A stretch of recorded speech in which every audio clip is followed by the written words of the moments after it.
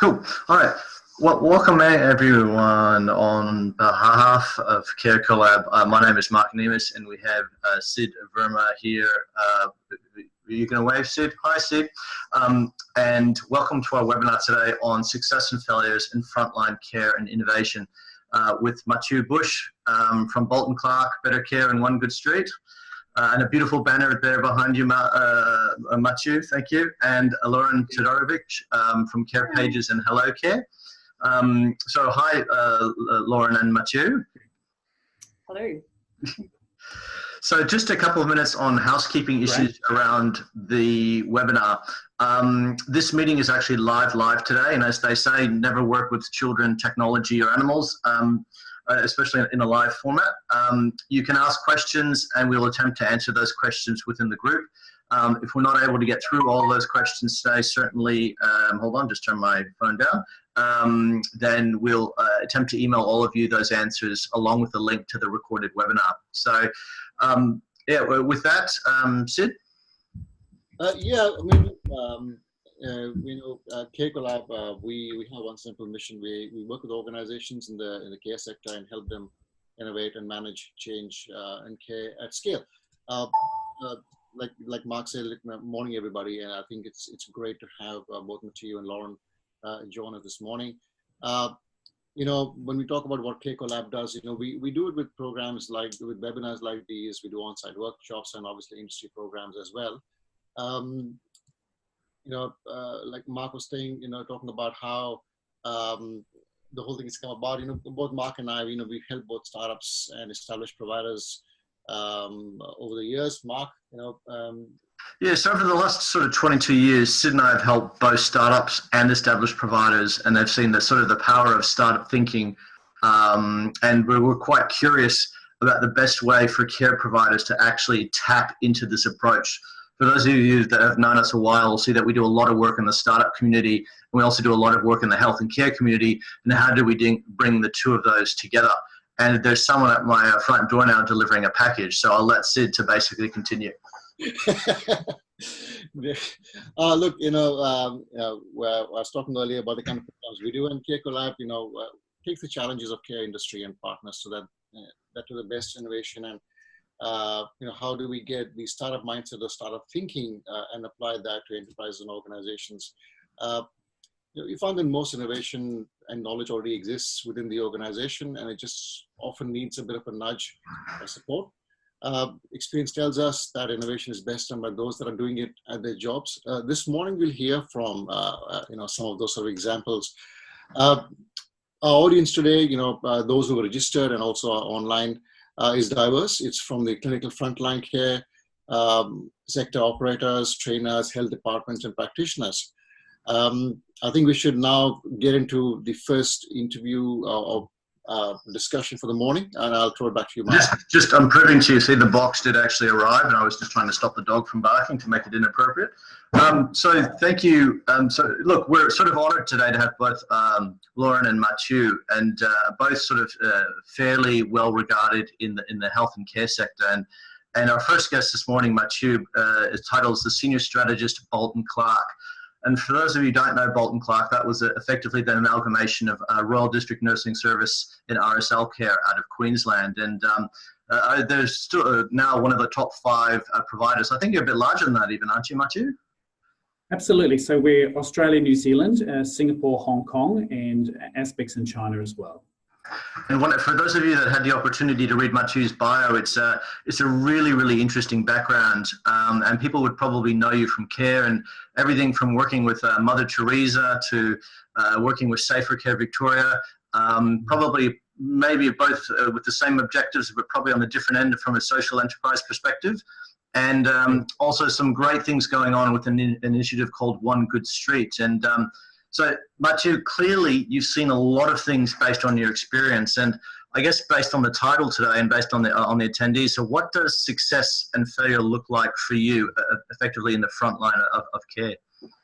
Yes, so for me, it's understanding that scale, the science of scale up. So whatever you're piloting and trialing, and this is the challenge for bringing transitioning research into practice, is what the behaviours you see in the lab environment, then the behaviours you see in the pilot, you need to translate into change behaviours when you go when you scale up across your business or across your environment. Now, when we run a lot of prototypes for a whole lot of innovations and initiatives, it's quite a stable environment, we can control it.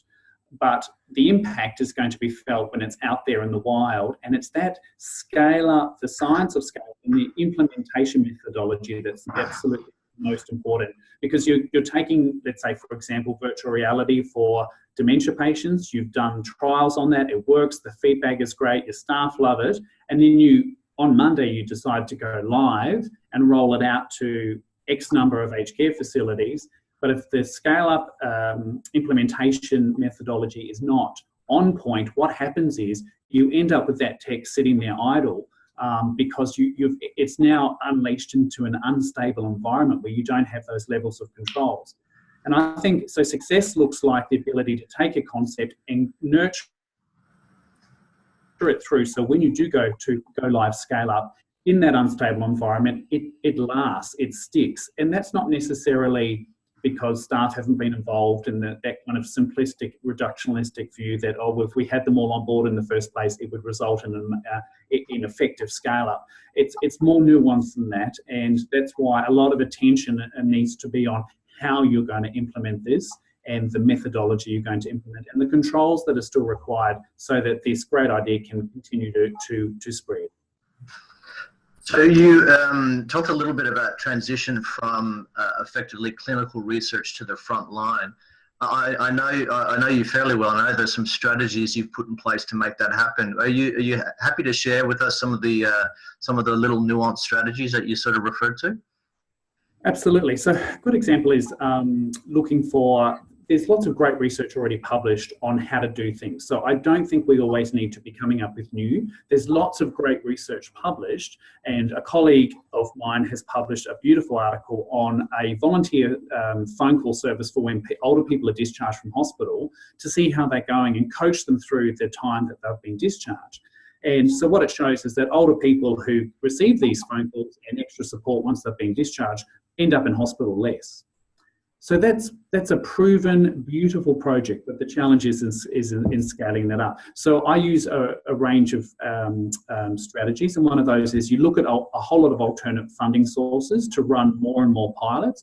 You also change the language around it so that at some point it has to stop being talked about as a pilot. It cannot be a trial. So I avoid some of those terminologies because staff and frontline clinicians often put it in their hold it cognitively that this is something we've just got to do and it will have an end date. And so it's really important to have the language that's quite different. It also is grafting the innovation into the choreography of care. So how nurses and clinicians and care workers dance around, do the dance of care, we've got to insert new steps. And so there's a new choreography to learn, and that's the type of language I use when I'm trying to graft something.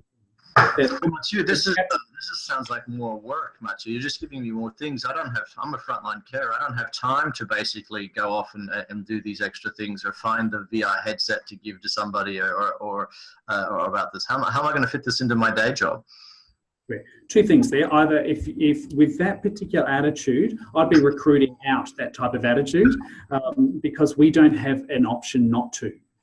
So the Australian public is, with the Royal Commission, has a poor view on aged care that won't grow and develop and won't try new things and be innovative to improve the patient or client resident experience. So sometimes evidence is not enough. So you can say, this is amazing. And we look at hand washing in hospitals. We know the evidence is there to reduce sepsis and a whole range of hospital-acquired infections, yet it's something we haven't do. So really it's behavioural. So it's about the management structures that can support and reinforce the new dance, the new choreography. And if we introduce to our staff, because I wouldn't let a staff member say that to me and walk off, I would say, actually, this is the new way, this is your new reality. And as soon as you embrace the fact that you're going to learn new steps every day, that's just the journey we're on. And there's no room not to be on that journey. There's a couple of interesting comments you sort of made there, and I'm just sorry, I'm looking down here at the notes that are sort of written. Is you said often sort of evidence is not enough, and sort of dovetailing that, you mentioned sort of the Royal Commission in the care sector, and there was a presentation there from the nursing service, and they basically said you can't comply your way out of this problem as well. So they're on record as actually saying that. So from your perspective, this is it sort of stick or carrot to sort of begin this? Well, it's cultural, so it's both and neither, if you like, and that's the complex response to that question. Culturally, if you shift the centre of gravity and create cultures where being innovative, doing new things, new ideas can actually survive, that's the future. So the future of doing this is cultural transformation. That means if a staff member says, I want a new form because this new form is going to be more efficient, or if a staff person at the very front line says, I want to make pancakes on Sunday and I want all the residents to be able to help me do that, then their culture should be there to try and support it. So success would be pulling off one pancake event, managing the risk and the safety and the experience. That would be success. If it fails, that's also successful, because what you've got is an ability, a test bed. You've developed a culture where you can try this stuff out and it all doesn't have to be successful. So the answer to that is cultural transformation. Well, I guess that's a nice dovetail. So talking about sort of cultural sort of transformation, Sid, it would be great if you could sort of introduce Lauren a little bit and talk about what transformation work she's been involved with. Yeah, absolutely. Look, Lauren, welcome to the webinar this morning. I think I first met you, was it 2016, 2017, when you were presenting at the Health Excel hackathon being organized at the University of Melbourne. I was one of the mentors in the program, and the focus was on aged care. And you were presenting about the aged care report card at the time, and I thought this is an incredible idea. It was almost I draw the parallel to the TripAdvisor for the care sector, and how dare I say, exposing the providers to and being open to feedback in terms of the service they provide, the quality of care, the facilities, the amenities, all of those sort of things. And then obviously from there's been a huge sort of transformation and evolution of the business into CarePages and HelloCare. You've always been what I would like to say ahead of the curve, ahead of the bell curve sort of leaders in terms of your thinking. Can you tell us a bit about your journey so far, what you've been up to, and also to finish it off, more specifically in terms of any insights of that, what you've seen in terms of the frontline care, of things that have worked or haven't worked, what you observed. Well, thank you first of all for having me today. And I think it was probably around 2016 when we did meet. And as you said, we were the first ratings and reviews website in the sector. And I often do just, for people, ease of understanding what we do, the analogy of being very similar to TripAdvisor. And I think really I look back and where that idea came from in the first instance was actually listening to consumers and listening. I was working in the hospital and I had many patients that were being discharged from hospital into aged care, and families that had 5 to 7 days to find an aged care home, having to find out understand the financials was one part, but at the end of the day they just wanted a quality home that was going to meet their parents' needs, and they wanted to speak to like-minded people that could help give them some guidance. And unless you know people, then it is a little bit challenging to get that word of mouth. So I guess that's kind of where we started on the journey. I guess if we think back of where the industry was ready, probably we were a little bit before our time in all honesty. I think 5 years or 6 years ago, you can just see there's been huge changes. Customer experience was very unknown in aged care. It was bigger in hospitals and certainly in the work I did in healthcare. Customer experience, there was a greater push back then, but in aged care it was still in its infancy stages of understanding that we are actually in a customer service industry as well as in the care sector, and a lot of work has been done to try and improve that. I guess where we kind of pivoted a little bit was still having a focus and making a free resource available to consumers was always my focus. But looking at how we can use deeper insights and use data for operators to make evidence-based decisions and focus on customer experience. So we did create a product, I guess, that's for a business management tool for operators to get deeper feedback around customer experience. So that's kind of where it's, taken it ourselves. Obviously, it is a very touch sort of industry, in terms of providing care, frontline care. What were your biggest sort of challenges in terms of, when you're having conversations with these care providers? Were you seen as a friend, or were you seen as a foe? And how does that sort of fit into the kind of work that they're doing, or they were doing then and now, and how does it improve the care that they provide by, say, someone like yourself? Look, I think it was mixed. I think for some I was seen, I worked in the sector, so I worked not only in hospitals, but I did work in aged care. So I think for me it was finding some trusted operators that were going to give us a go and give us a trial and see if we could, work together to create a tool that actually was going to make their job better or easier and give them the insights so they could actually improve the quality of the care they provide to residents. And so we were fortunate enough to get those operators that were willing to give us a shot. There were some that were just like, this is not for our business. We think, for our mum and dad, we'd like it. But as a business, we're not ready. We're just trying to get the fundamentals of care right at the moment, and we can't even think about anything else. So I think for me, it was persistence.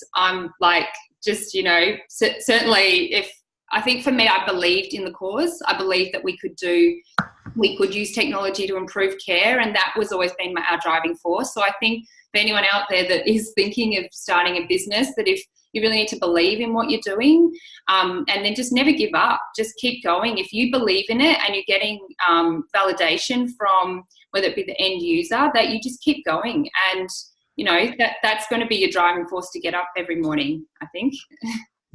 Absolutely. So speaking of innovation and the way your business has evolved, for organizations who are looking to serve the care sector, what sort of lessons or sort of tips can you give them in terms of what you learn across in your journey that they should be mindful of when they're looking at or talking to the care sector? Yeah, so is this for people that are providing other technology to operators, or for operators? Yeah. Startups or companies or businesses who are looking at selling to the care sector. Yeah, look, I think really knowing who your customer is. So knowing from both sides, there might be dual customers, it might be the consumer as well as being the operator, but understand what the problem is you're trying to solve. Work out how you can, how you're going to solve it, and really keep that in mind. A lot of consultation, because I think one of the things that I've seen, if you can have a great product, but if it's not completely solving a problem, then it's often not adopted the way that you'd like. And I think if it's seen as a nice to have, as opposed to being something that can be part and parcel of a procedure or being implemented within a procedure, then people just don't have the time in the care sector to pick it up and use it. So I think that's also an important thing. Probably that onboarding stage is actually looking at how you can implement it within current procedures, as opposed to being another add-on, another additional thing for someone to have to do, because then it's just like, it's a harder implementation. So I think that's probably what I would suggest. So it's a wonderful dovetail. Thank you very much. So you can see we have two very different yet similar motivations in the sector. What I'd love to sort of open up a little bit to both of you is Matiu and Lauren, and also to the group. So if you want to have a question, you can certainly sort of either raise your hand or just ask a question in the chat function at any time. Who actually is the consumer here? Is the consumer the care operator, or is the consumer the actual customer at the end receiving the care? And is it going to be easier, in your belief, from an innovation perspective, to have it sort of operator-led, or to actually have it, do you believe, basically consumer-led in the consumer of those services? Where do you think the real innovation will happen the quickest? Well, it's a duality. So you have consumers, which means you have multiple players commissioning your work. And Lauren raised a really good point about the startup community and entrepreneurs often are pushing their products or pushing their services to the sector. And it's very different to have a mindset where we, the sector, articulate our pain points, our problems, and then pull the solutions towards us. And so you have your consumers are everyone, whether it be family because they have an impact on the product, it will be the older person themselves, it will be the care surrounding that, includes the tertiary and primary healthcare system.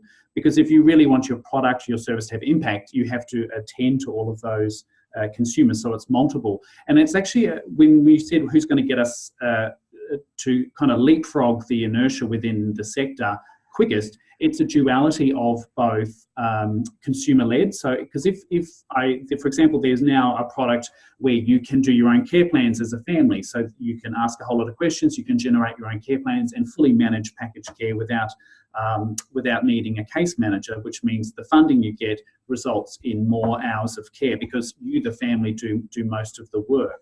And that's a US product, but so that's running ahead of the industry by putting it back in the hands of the consumers.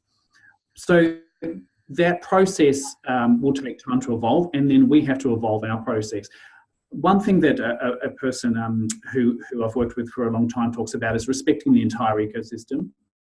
And you can race ahead with a particular product and you can be ahead of the curve, but the rest of the ecosystem is still there. So you're going to meet it, all of it, from policy to frontline staff to bureaucrats to funding to not-for-profits, that we're all part of the sector. And so it's important to be engaged with the sector and friends with the sector and encourage and cheerlead the sector to that more innovative state of being. So Lauren, you mentioned also that you were providing a service that clearly a lot of people actually wanted at the time. And was that a challenge for the care operators as you were launching that service? Because being innovative probably wasn't your problem at that stage, because what you're doing was an innovative thing, but the customers were demanding it. How did you get over some of the care homes that perhaps didn't want that sort of insight? Look, I think we just pushed forward. We believed in what we were doing, and for us was always about listening to the consumer, the older person, and that's how we've built our business. I mean, we've built a consumer brand, and we've been the whole way through. Every decision we make is what's in the best interest of grandma and grandpa. What's the best interest of our future parents if they're going to be in aged care, and that's the mentality and approach that we've taken. And then that's how we best advise our clients or operators on, and that's how we've developed the product effectively. And so we always putting the consumer first at every decision. And so I think that's what's helped, because at the end of the day, then that actually gives the operator a better outcome, to be honest. So, yeah. So Matiu, earlier you talked about a couple of terms that were quite interesting. It's sort of the choreography of grafting your solution onto the existing choreography. So that's very sort of eloquent language. But let's get tactical here. Like realistically, like what do you see as like the top one or two problems at the front line of care that could be solved with some pretty simple, we'd call it innovative, but some really simple scenarios? I think there's not a lot of low-hanging fruit. There is that narrative which is let's get in, let's find the low-hanging fruit, let's get that sorted, and then that will build trust to move on to more difficult, complex problems. I have to pay respect to the organisations that they are running as lean as they can. So the lean thinking methodology, the clinical redesign, they are moving as a whole to being very lean and efficient organisations. So they are doing that work. I think there is an essential wicked problem around recruitment and orientation and supporting staff that has to have constant daily attention. And if you're able, that will always exist because we exist with there are things outside of our control, which is the number of nurses, the number of enrolled nurses, the finite number of people in Australia that want to do care work. So we run incredibly lean, and community nurses and aged care nurses are becoming an endangered species.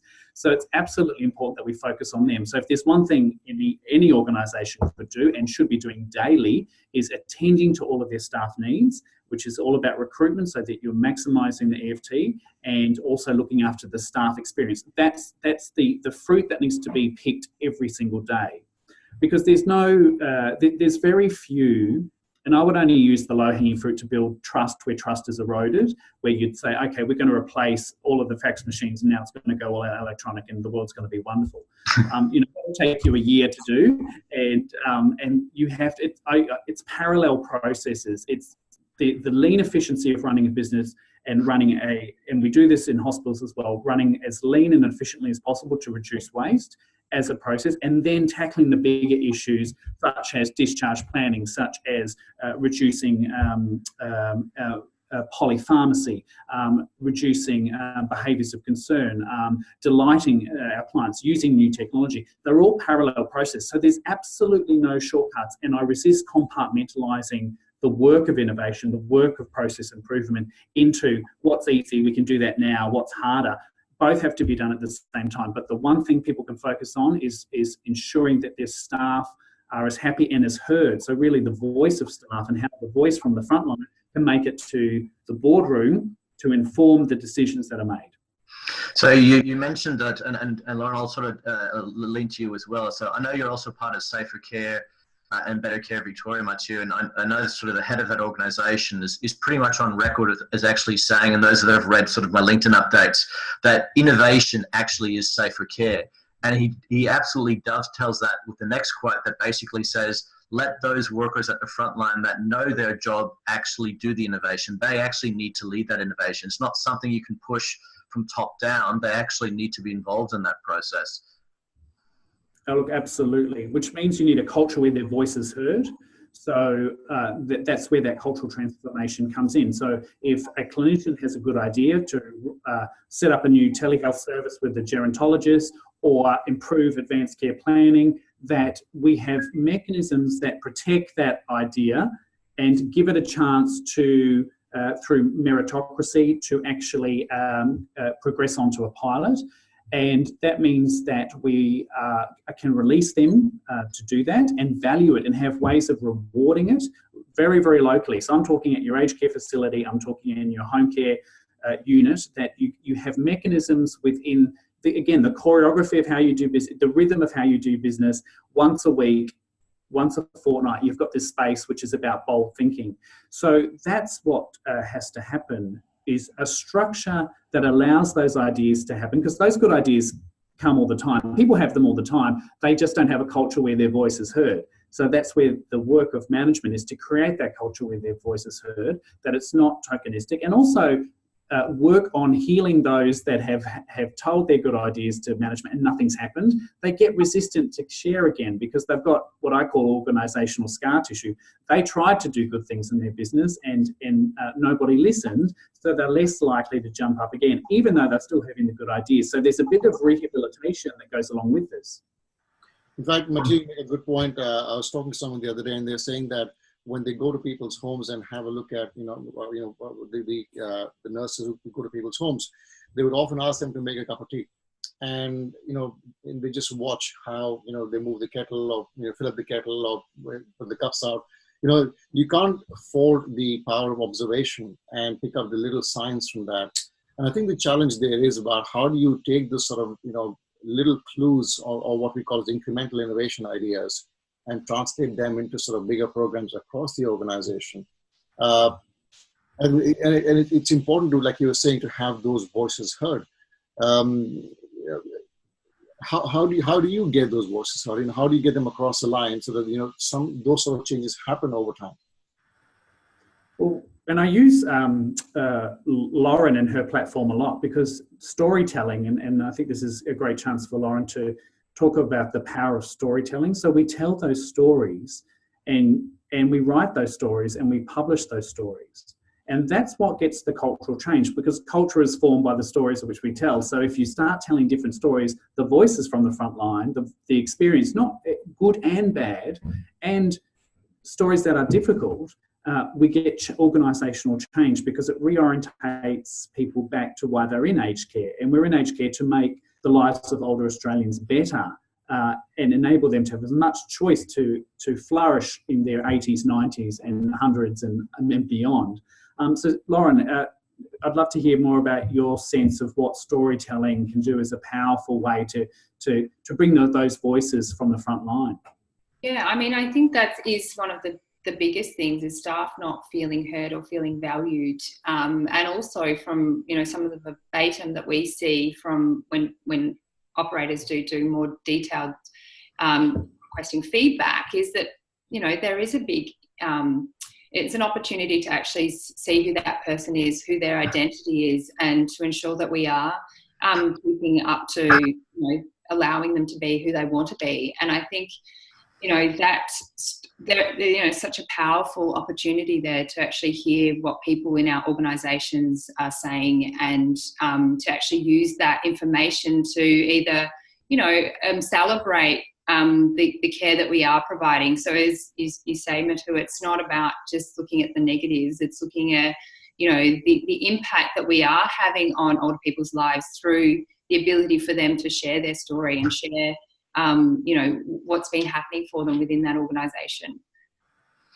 So it is now basically 10:05, so we're at the just on the 32 minute mark, and we like to sort of keep everything nice and tight in the time frame available. So we have some questions here that I'd love to ask. So for those of you that need to leave by 10, absolutely fine. Are you both okay, Matiu and Lauren? We have a couple of questions here to go through, so we're quite happy to say thank you both for your time, and your insights have been absolutely invaluable. One of the questions from the group was, can you give an example of a strategy that has actually helped with cultural transformation? I think you probably already touched on that a little bit, Matiu, in regards to basically change the story, which will basically change the narrative. Lauren, sorry, go ahead, Matiu.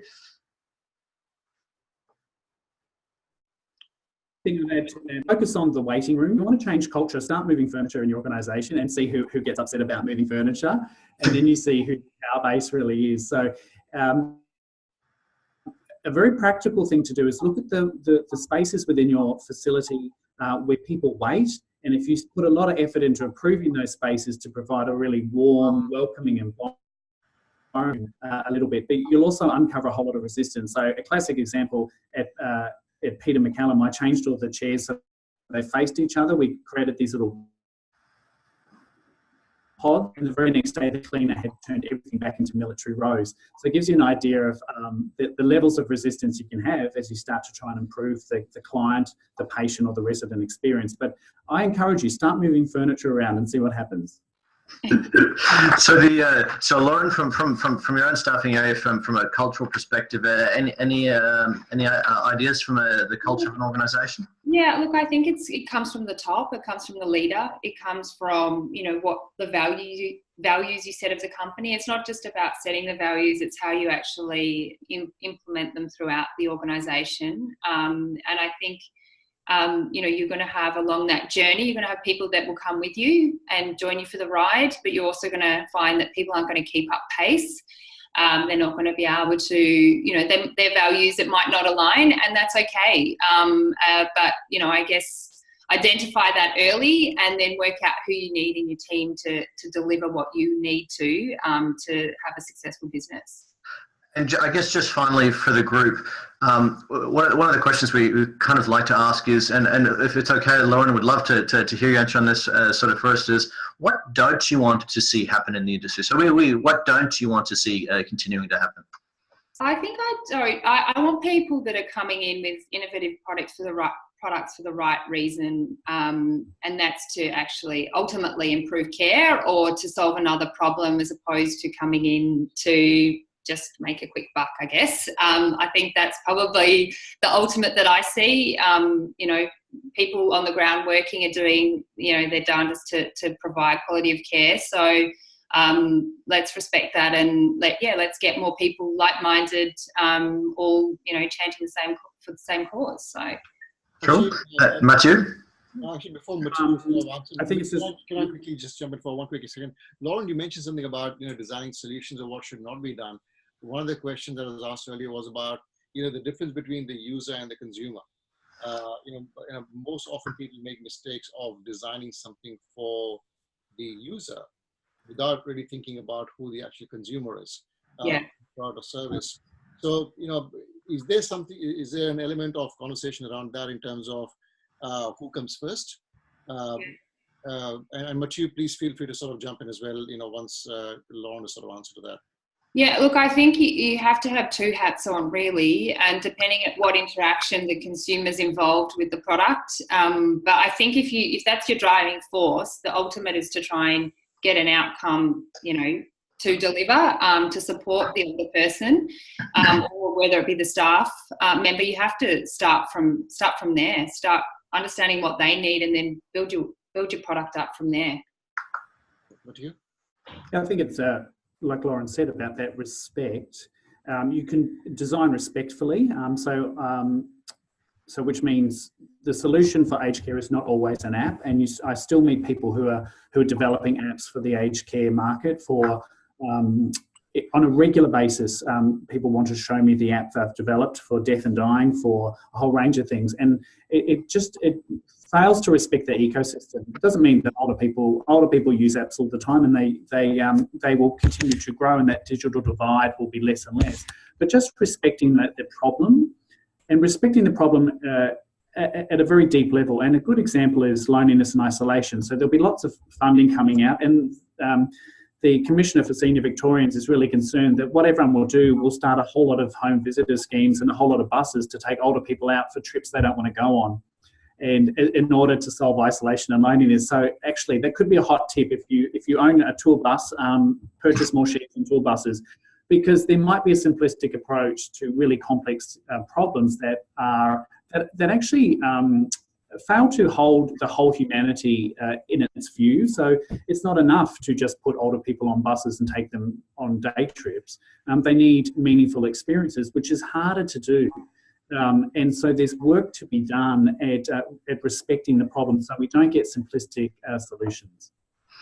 Well done for you all. Thank you for being available, and thank you to the audience for sort of obviously articulating. We've got a really, really wide spread of people from sort of very, very different aspects in the health and care sector. So on behalf of CareCoLab, it's really, really great to hear, and we strive to basically actually get those frontline stories from both the startup side, the industry side, as well as sort of the provider side and those actually delivering the care. So on behalf of CareCoLab, thank you so much to you both, Matiu and Lauren, and I look forward to hearing more about your initiatives in the future. And for all attendees, you will get a copy of this as a video file sent to you before the end of the day. And for those, there's a whole heap of people that are sort of registered and generally don't come, so they get a copy of that as well. And if there's anyone else that you'd like to share that with, by all means, feel free to do so. And please feel free also to reach out to CarePage, to have a look at their site, and Bolton Clarke as a provider, and Matiu as well.